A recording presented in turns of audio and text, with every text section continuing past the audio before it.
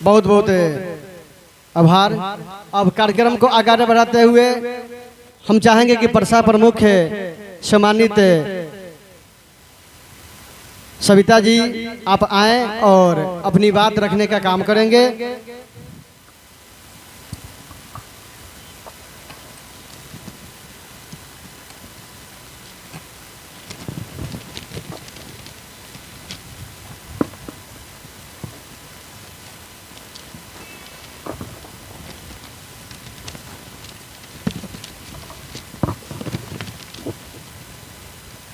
Hello,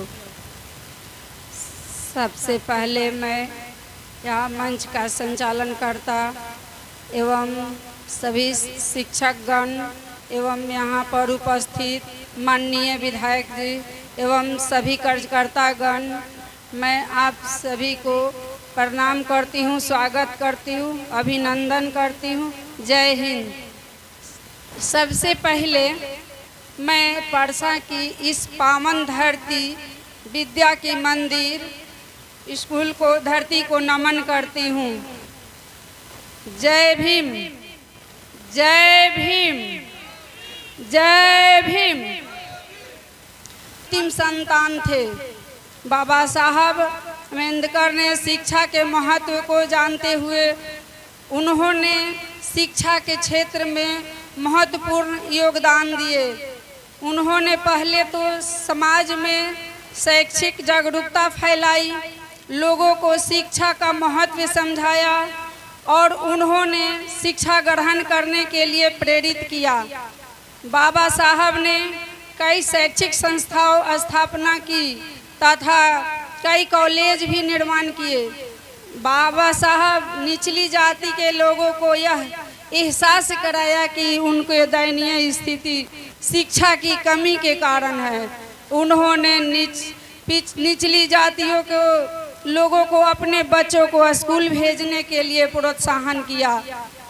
इन बच्चों के छात्रवृत्ति, गणवेश, भोजन, आश्रय जैसी सुविधाएं प्रदान करने का प्रयास किया।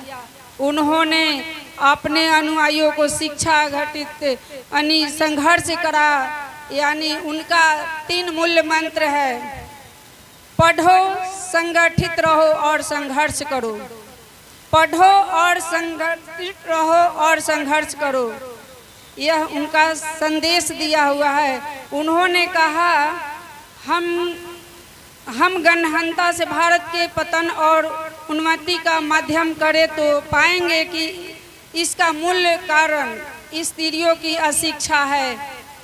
यही कारण है कि जो सभी विश्व गुरु कहलाता था वो आज उसकी दयनीय दशा, साक्षरता में हम काफ़ी पिछड़े हुए हैं।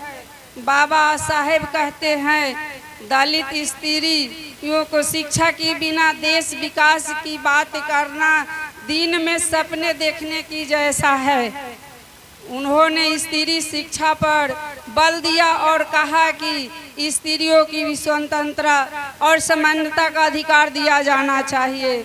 स्त्रियों को पुरुष के समान शिक्षा दी जानी चाहिए ताकि वह देश के विकास में पुरुषों के साथ कंधे से कंधे मिलाकर अपना योगदान दे सके।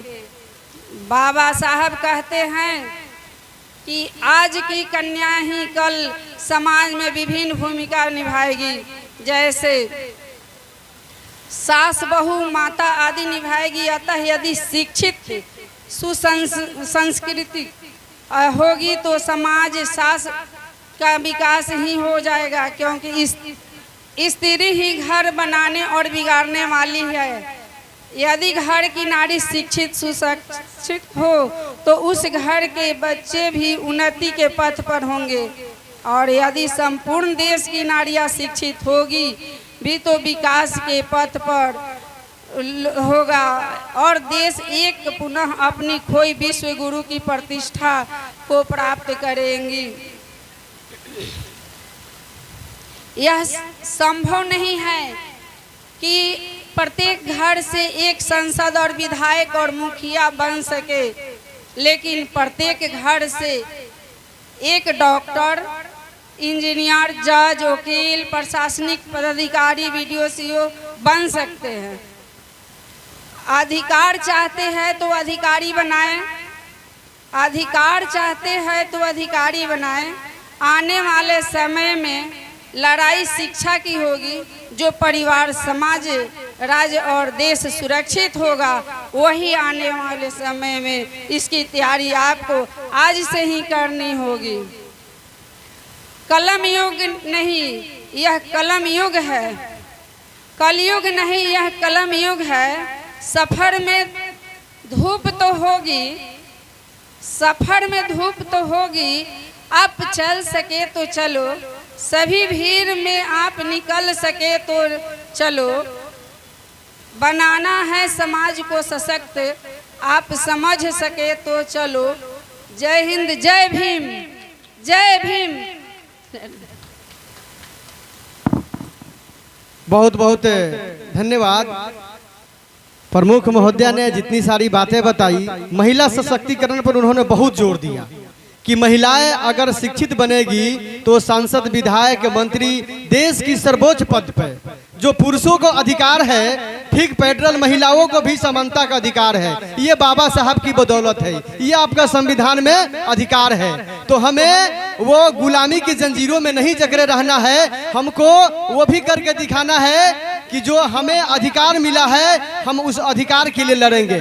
महिलाओं को खासकर इन्होंने बातें बताई, ये बहुत प्रेरणादायक है और समझने की, सोचने की जरूरत है। इसके लिए तहे दिल से कमेटी की तरफ से बहुत बहुत जय भीम, नमो बुद्धाय करता हूँ। फिर कार्यक्रम को आगे बढ़ाते हुए मैं 5 मिनट का सिर्फ सम्मान समारोह फिर चालू करूंगा। उसके बाद हमारे जो मुख्य अतिथि हैं वो अपनी बात रखने के काम करेंगे।